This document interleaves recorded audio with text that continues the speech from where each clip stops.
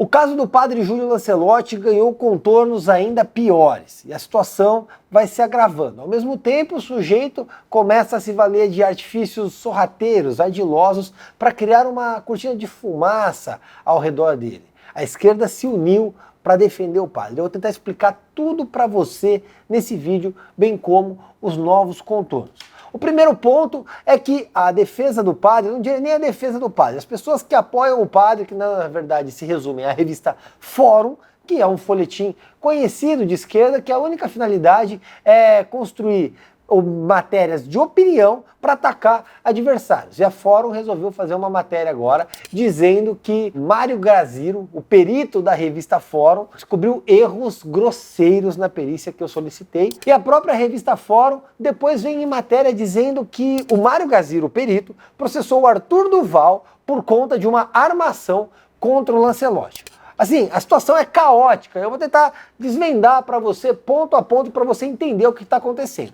Bom, quando veio à tona todos aqueles vídeos do padre Júlio Lancelotti se masturbando, toda aquela situação, de imediato, em questão de horas, a revista Fórum publicou essa matéria aqui do lado, falando o quê? Falando que o vídeo era uma farsa. E aí, na matéria, o perito Mário Graziro disse o seguinte, que se tratava de deepfake, ou seja, que era uma montagem através de inteligência artificial que colocava o rosto do padre ali para dizer que era ele. Pois bem, o laudo pericial da perícia Tirotti e do perito Onias Tavares, de ambos os peritos, fica rechaçada qualquer hipótese de montagem, de utilização de inteligência artificial. A perita, inclusive, Jaqueline Tirotti, fala isso nos vídeos dela, dá uma olhada. Apesar da incrível semelhança, ainda haveria a possibilidade de ser suscitada a utilização de inteligência artificial, deepfake. Assim, a perícia visualizou também a mobília, ou seja, elementos que dificilmente uma inteligência artificial, uma deepfake, utilizariam. A pulseira que aparece no vídeo corresponde à pulseira que o padre utilizava à época. Durante o vídeo também aparece esse altar, em que é possível verificar uma santa e o menino Jesus de Praga. De imediato, a revista Fórum começou a propagar aquela notícia que havia um conflito de laudos e o que valia era o perito Mário Graziro. Ele era o grande perito. A questão é a seguinte, esse perito Graziro, ele não está registrado no Tribunal de Justiça, ou seja, ele não é um perito do tribunal. O Graziro, ele também não consta no cadastro de peritos, então ele não faz parte de uma espécie da OAB de peritos. Então, da onde esse cara é perito? Ele simplesmente é um professor de uma universidade, que sequer dá aula do ramo de peritagem de vídeos de imagens. Ele é só um sujeito que dá opinião. Ele está opinando, mas ele não elabora uma perícia. Um laudo de 12 páginas da opinião do sujeito não é um laudo. E aí, quando você pega a conclusão do Onias Tavares, ele diz o seguinte, ó, conclui-se que os vídeos não foram adulterados e nem alvos de qualquer manipulação. Ou seja, o perito Onias Tavares afirma textualmente que o vídeo é real, que a figura do Lancelotti é real. E aí, quando nós pegamos aqui o currículo do Onias Tavares, vamos lá. O laudo do Onias tem 175 páginas, dá um trabalho voltar lá no comecinho, cara. Vai, voltou. Vamos lá, olha o currículo do Onias Tavares. Perito criminal do estado de São Paulo no período de 82 a 2007. De 82 a 92 foi plantonista na equipe de criminalísticas de Mogi das Cruzes, em clínica geral. Equipe atende casos de acidente de trânsito, crimes contra a pessoa, crimes contra o patrimônio, incêndios, identificação veicular, grafotecnia, documentoscopia, fonética, exames de arquivos audiovisuais, levantamento e comparação de impressão digital. 92 a 99 foi chefe da equipe de criminalística de Mogi das Cruzes. 99 a 2001, diretor do núcleo de entorpecentes do Núcleo Médico Legal de São Paulo. 2001 a 2007, diretor do núcleo de crimes de informática e criminalística de São Paulo. Ou seja, um perito altamente gabaritado. Mas não para por aí não. O perito Reginaldo Tirotti não deixa a desejar. Perito em ciências forenses, professor acadêmico nas áreas de documentoscopia, grafoscopia e local do crime, formação técnica na Academia da Polícia Civil do Estado de São Paulo, bacharel em Direito pela FMU e Gestão de Segurança Pública pela Universidade de Brás Cubas, pós-graduado em Criminalística pela AEVM, Faculdade Integrada, pós-graduado em Perícia Criminal pela Escola Superior Verbo Jurídico, pós-graduado em Perícias Forenses e Criminais pelo IPOG, pós-graduado em Criminologia Cognos em Portugal, pós-graduado em Ciências Forenses Cognos em Portugal, pós-graduado em Segurança Interna pela Cognos em Portugal, pós-graduado em Computação Forense pela Escola Superior Verbo Jurídico, mestre em Perícia Caligráfica e Documentoscopia pela Fundação Universidade Bevior Law e mestrando em Criminologia pela Fundação Universitária Ibero-Americana. A Jaqueline Tirotti não deixa nada a desejar, muito pelo contrário. Formada em Direito pela Universidade Federal, UDF em 2013, pós-graduado em Perícia Criminal e Ciências Forenses, especialização em construções exóticas e perícias grafoscópicas, pós-graduado em áudio, imagens, documentos digitais, especialização em grafoscopia digital, e aí várias expertises, etc. A questão é a seguinte, quando a gente pega o laudo pericial, ele fala categoricamente que não havia deepfake. Então, os laudos da perita Jaqueline Reginaldo e também do perito Onias afastam a hipótese de deepfake. O que aconteceu?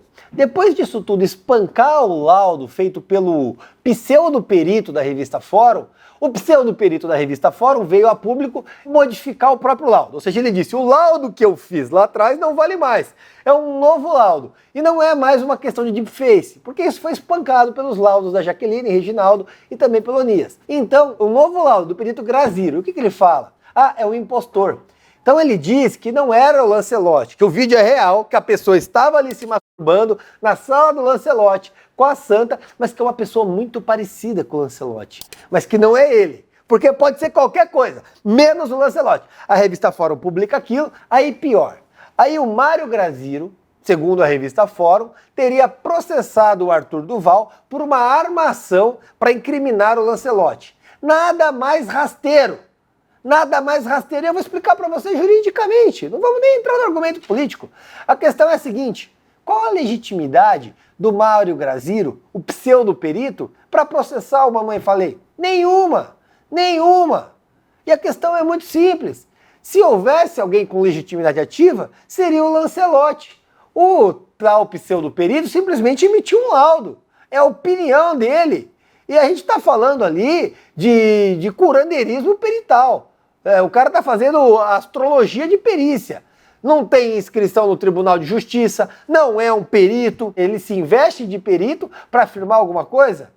Não faz o menor sentido, não tem legitimidade ativa para processar porque ele sequer é vítima do crime que ele imputa ao Arthur. O crime que sequer ocorreu. Porque da mesma maneira como eu agi, o Arthur teve acesso aos conteúdos e levou adiante. A gente leva as autoridades para que investiguem. Apenas isso. Fim de papo. De uma maneira bastante cirúrgica. O que ele quer, na realidade, é constituir uma cortina de fumaça para, de outra maneira, blindar o Lancelotti e construir uma narrativa para a esquerda. Que vão dizer o seguinte, olha lá, era tão falso o vídeo que o perito processou a Mamãe Falei. Não faz o menor sentido. Tanto é que o próprio perito mudou o laudo dele. E aí nós entramos em uma situação mais grave. Porque o perito, ou melhor, o pseudo-perito, Mário Graziro, que se tivesse em juízo, e eu duvido que o Mário Graziro leve isso a juízo, responderia por falsa perícia. Artigo 342 do Código Penal. Porque a questão é muito categórica. Até então, ele fica ali como curandeiro na revista Fórum, emitindo a opinião dele. Só que o laudo dele não tem embasamento técnico, não tem embasamento legal. Se valeu disso para fazer cortina de fumaça e processar o Arthur, para criar uma cortina de fumaça e esconder o padre. Para de alguma maneira tentar me calar. Mas, eu não tô nem aí para a história. Eu não dou a mínima se o perito vai processar um, vai me processar, vai processar outro. Ele está errado.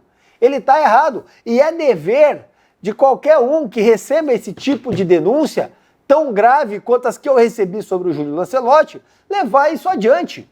É meu papel como advogado. Não posso prevaricar diante de uma conduta potencialmente criminosa, como aquela que nos foi enviada e cujo laudo pericial independente, feito por técnicos altamente capacitados, como a Jaqueline e o Reginaldo Tirotti, e também como o Onias Tavares, nós temos que levar isso adiante. É uma questão um tanto quanto simples. Nós vemos ali a revista Fórum e o perito Mário Graziro numa questão simples de guerra de narrativa.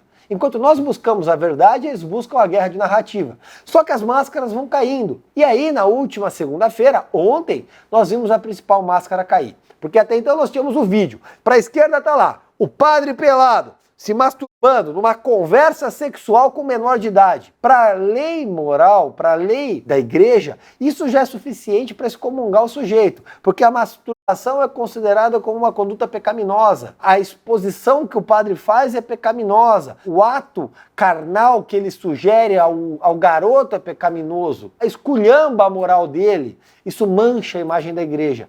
Mas aí a questão vai além, porque veio à tona a vítima. E aí muda de figura. A matéria da Revista Oeste traz aqui a foto do sujeito, o jornalista Cristiano Gomes. Ele afirmou textualmente ter sido vítima de assédio sexual do Júlio Lancelotti quando ele era menor de idade. Não sou eu afirmando, não é nenhum perito, é a vítima. E ele se coloca na posição de vítima e diz que foi vítima de assédio sexual do Júlio Lancelotti. E aí a imprensa vai ficar calada? A esquerda vai ficar calada? Quando foi o caso do Cuca, foi todo mundo bater no Cuca. Kevin Spacey, vamos cancelar o Kevin Spacey. Agora, o Júlio Lancelotti, que é uma figura ungida pela esquerda, você tem o vídeo, você tem o sujeito nu, você tem a vítima, e ainda assim a revista Fórum e a patota esquerdista tenta blindar ele. Até onde vai a blindagem dele? Até onde vai a blindagem desse sujeito e as mazelas que ele espalha pelo centro de São Paulo? Até onde os potenciais crimes praticados por ele não vão ser investigados? Isso a gente não pode admitir. Eu tenho certeza, muito em breve vai acontecer um Me Too com esse sujeito. Outras pessoas que foram vitimadas vão procurar as autoridades e vão expor o que está acontecendo. Porque isso é completamente baixo, isso é vil, isso é medonho. E o que mais me espanta é o silêncio de todo mundo diante do que está acontecendo. Agora, no meio disso tudo, a única coisa que me espanta é a seguinte: ninguém processou até agora. Pelo menos não que eu saiba, não sou matéria disso. Representaram contra mim no MP. Tá bom, representei contra eles. Inclusive vou estudar se eu não vou representar contra o Mário Graziero também, hein? E aí a pauta fica pior ainda. A Bahia proibiu pistolas de água. A Bahia é governada há 17 anos pelo PT. É o estado mais violento do país. A onda de violência se alastra na Bahia. O Jerônimo Rodrigues, governador, resolveu dar um basta nisso e proibiu as pistolinhas de água. Então as crianças não vão poder mais brincar de pistolinha de água. Os bandidos vão continuar armados, com fuzil, com 38, com escopeta, com escambau. Mas a criança não vai poder ter uma arminha de água. É assim que o PT combate a criminalidade. Ação. Cara, que gentalha, olha que bando de infeliz. Aí tem a fotinha aqui, olha lá, hein? Hoje lançamos importantes movimentos pela segurança da Bahia. Assinamos o decreto que proíbe pistolas de água.